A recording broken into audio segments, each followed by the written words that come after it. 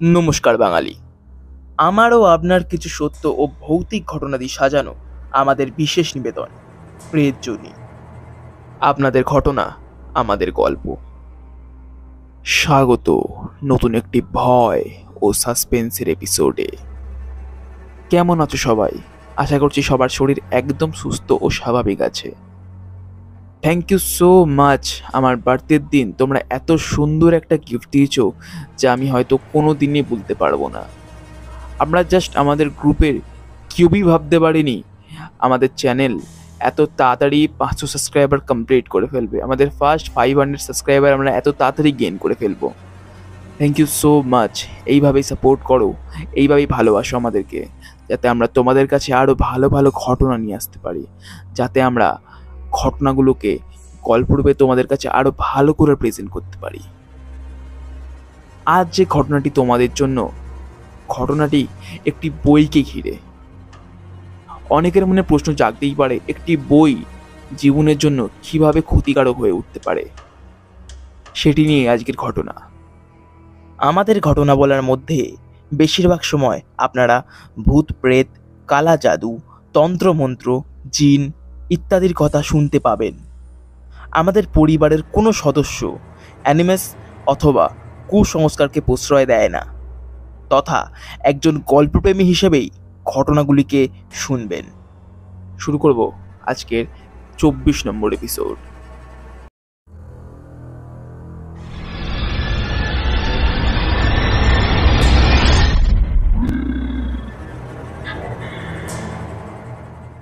ঘটনা পাঠিয়েছেন তরুণ পাড়ুই। নমস্কার রাজদা, কেমন আছো? অনেকদিন ধরেই ভাবছিলাম তোমাকে একটা ঘটনা পাঠাবো, কিন্তু কাজের চাপে পড়ে তা আর পাঠানো হয়নি। তবে আজ লিখতে বসছি। অপেক্ষায় থাকলাম এবং অনেক ভালোবাসা রইল আমাদের পরিবারের জন্য। ঘটনাটি ঘটেছিল আমার বাবার সাথে, যখন আমার বাবা কলেজে পড়তো। আসলে বাবা ছোটবেলা থেকেই পড়াশোনাতে তেমনভাবে কিছু ছিল না, কিন্তু গল্পের বইয়ের প্রতি তার প্রেম ছিল অপরিসীম। কলেজে ওঠার পর প্রত্যেক সপ্তাহে একদিন করে শহরে গিয়ে বইয়ের মার্কেটে যাওয়াটা তার অভ্যাস হয়ে দাঁড়ায়। এমন কোনো সপ্তাহ হয়নি যেই সপ্তাহে বাবা কলকাতার বইয়ের মার্কেটে যেত না। বর্তমানে আমরা বাঁকুড়াতে থাকলেও বাবা তখন কলকাতায় মেস ভাড়া করে থাকতো। এমনই একদিন কলেজ দিয়ে মেসে ফিরে দেখে বাবার নামে একটা পার্সেল এসেছে। বাবা তাড়াহুড়ো করে মুখ হাত ধুয়ে পার্সেলটা খুলে দেখে একটা বই। বইটা খুলতে তাতে লেখা ছিল, ইতি তোমার শুভাকাঙ্ক্ষী। পার্সেলের নামের জায়গায় লেখা ছিল ইয়োর ফ্রেন্ড। এর মানে বাবা বুঝতেই পারে না, অনেক ভাবে, কিন্তু কে পাঠিয়েছে তা কিছুতেই বুঝতে পারে না। এরপর বাবা তার খাটে বইটা রেখে অন্য কাজ করতে চলে যায়। রাত হয়। বাবা ঘুমোতে যাওয়ার আগে রোজ কিছু না কিছু পড়ে তারপর ঘুমাতে যেতেন। এটা বাবার এক ধরনের নেশা বলতে পারো সবাই। সেই দিন তেমন কোনো বই ছিল না, আর নতুন বই পড়ার জন্য বাবা ব্যাকুল হয়ে উঠেছিল। খাটে এসে একটা বালিশে হেলান দিয়ে বইটা খুলতে সূচিপত্রে দেখে মাত্র 3টি অধ্যায় বইটার। বইটার ব্যাপারে একটি আশ্চর্য ব্যাপার হলো যে কোনো বইতে সেই বইয়ের নাম এবং লেখকের নাম থাকবেই, তবে এই বইতে না ছিল কোনো বইয়ের নাম, না ছিল কোনো লেখকের নাম। পুরো বই একটি কালো লাল রঙের কাগজ দিয়ে কভার করা। বাবা বইটি পড়তে শুরু করে। প্রথম অধ্যায়টি শুরু করবে এমন সময় বাবার ঘরের দরজায় কেউ যেন নক করে।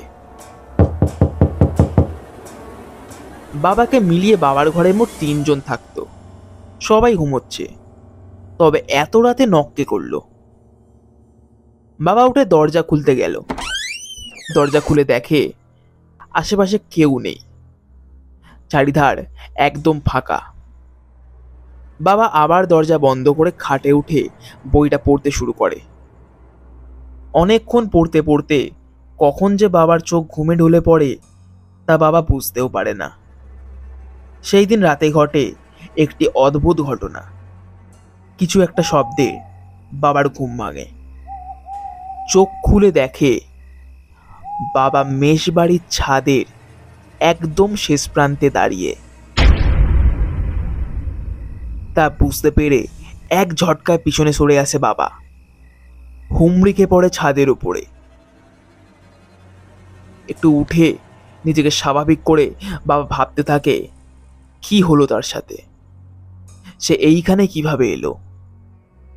ছাদের দরজা তো রাতে করে লক করা থাকে, আর ঘরের দরজাও তো বন্ধ ছিল, তবে এইখানে বাবা এলো কিভাবে।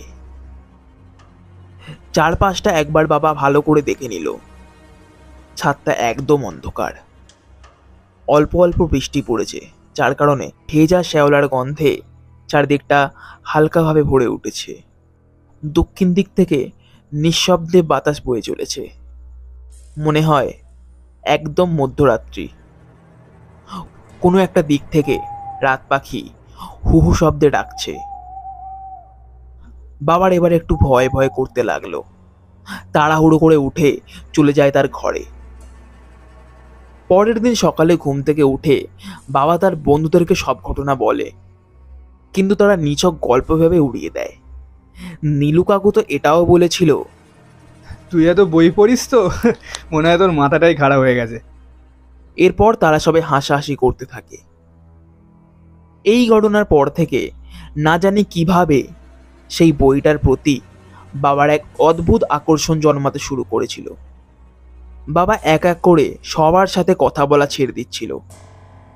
প্রথমে নীলু কাকু, তারপর বিপ্লব কাকু, তারপর মেশের সবার সঙ্গে মেলামেশা বন্ধ করে দিয়েছিল বাবা। একা থাকতে শুরু করেছিল, শুধু রাত দিন বইটাকে পড়ে যেত। এমনও সময় আসে বাবা নাওয়া খাওয়া ছেড়ে বইটাকে নিয়ে পড়ে থাকতো এবং এক মনে পড়ে যেত।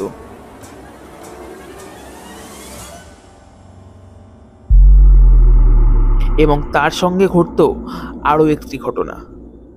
রোজ রাতে করে বাবার চোখ খুলতে বাবা নিজেকে ছাদে খুঁজে পেত।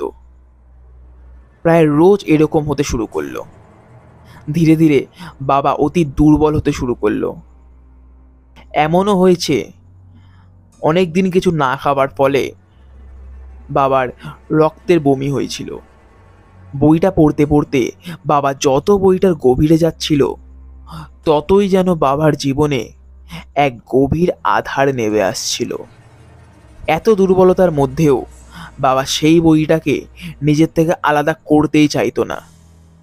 তার বন্ধুরা তাকে অনেকবার করে বলতো সে যেন তার বাড়িতে খবর দেয়, কিন্তু বাবা তাতে নারাজ। ধীরে ধীরে বাবা শয্যাশায়ী হয়ে পড়ে।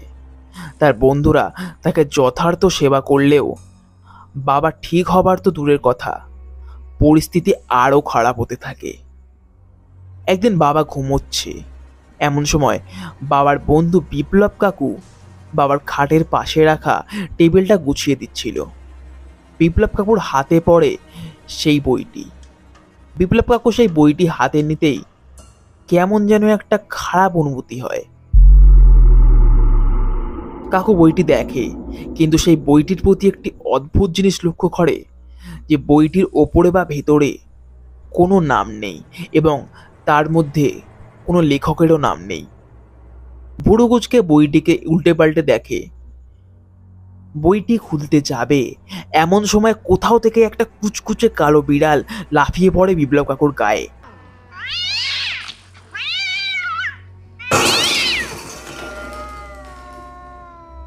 ও হুড়মুড়িয়ে পড়ে মেঝেতে এবং সেই শব্দ শুনে আমার বাবা চমকে ওঠে এবং দেখে বিপ্লব কাকু মেঝেতে শুয়ে খুব হাঁপাচ্ছে।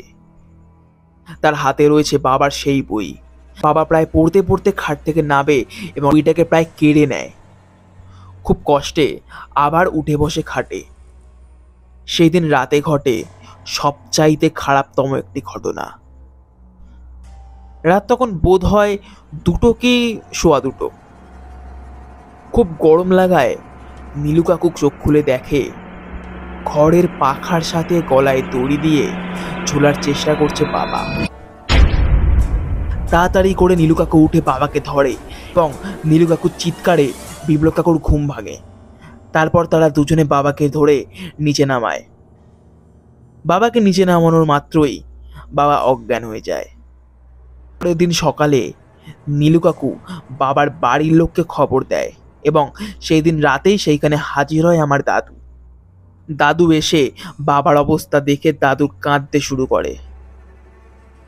নীলু কাকু ও বিপ্লব কাকু তারপর আমার দাদুকে সব ঘটনা বলে এবং তারা সবাই মনে করেন যে বাবাকে কোনো ভূতে পেয়েছে। তারপর তারা সবাই মিলে বাবাকে এক তান্ত্রিকের কাছে নিয়ে যান এবং তাদের সাথেই ছিল সেই বইটি। বইটি দেখতেই তান্ত্রিক যা বলে তা শুনে নীলু কাকু, বিপ্লব কাকু ও আমার দাদুর পায়ের তলা থেকে মাটি সরে যায়। তান্ত্রিক বলে, এই বই কোনো সাধারণ বই নয়। কোথা থেকে পেলি এই বই তোরা? নীলু কাকু বলে, জানি না বাবা, বইটা তো পলাশের কাছেই থাকতো, কোথা থেকে এসছে আমরা কেউ জানি না। তান্ত্রিক বলে, এই বই নিশ্চয়ই কেউ চালনা করেছে তোর বন্ধুর কাছে। তোদের বন্ধুকে মারতে কেউ মনে হয় খুব খারাপ এক পিশাচ চালনা করেছে এই বইয়ের মাধ্যমে, যার ফলে দিনের পর দিন যত এই বই পড়েছে তোর বন্ধু, তত সেই পিশাচকে সে নিজের কাছে টেনেছে। তার প্রতিফল তোদের সামনেই। তারপর তান্ত্রিক বাবা সেই বইটিকে একটি লাল সিঁদুর দিয়ে ঘিরে কিছুক্ষণ মন্ত্রাচ্চারণ করে এবং বলে, এই যে তাবিজটা দিলাম, তোর বন্ধুর হাতে 7 দিন রাখবি, নয়তো খুব বিপদ। আর রোজ সূর্যের দিকে তাকিয়ে এই জল পোড়া খাওয়াবি। পর ঠিক যেমন যেমন তান্ত্রিক বাবা বলে তারা ঠিক তেমনই কাজ করে। প্রায় 1 বছর পর বাবা সম্পূর্ণ ঠিক হয়। কিন্তু অদ্ভুত ব্যাপারটি হলো, বইটিতে কি লেখা ছিল, কেনই বা বাবা সেই বইয়ের প্রতি এতটা পরিমাণে আকৃষ্ট হয়ে গেছিল, তা বাবা আর কিছু মনেই করতে পারে না।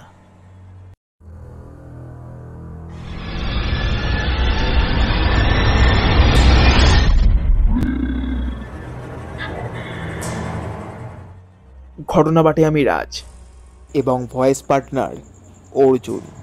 কেমন লাগলো আজকের ঘটনাটি? আশা করছি তোমাদের ঘটনাটি আজকের ভালো লেগেছে। প্লিজ ভালো লাগলে একটি করে লাইক এবং একটি করে সাবস্ক্রাইব করতে কেউ ভুলবে না, এবং কমেন্ট করে জানাও আজকের কোন জায়গাটা তোমাদের ভালো লেগেছে এবং তোমরা কে কোথা থেকে শুনছো। শেয়ার করে দাও তোমার প্রিয়জনদের সঙ্গে। তোমরা আমাদেরকে ঘটনা পাঠাতে পারো। কিভাবে পাঠাবে না, আমাদের ডেসক্রিপশন বক্সে দেওয়া ইমেল আইডি অথবা ফেসবুক আইডিতে তোমরা লিখে অথবা রেকর্ডিং করে তোমরা ঘটনা আমাদেরকে পাঠাতে পারো। এবং এটা অবশ্যই খেয়াল রাখতে হবে সেই ঘটনা কিন্তু যেন একদম এক্সক্লুসিভ একটি ঘটনা হয়। আমরা ফিরছি এই শনিবার ঠিক রাত 11টার সময়। সকলকে আজকের জন্য শুভরাত্রি।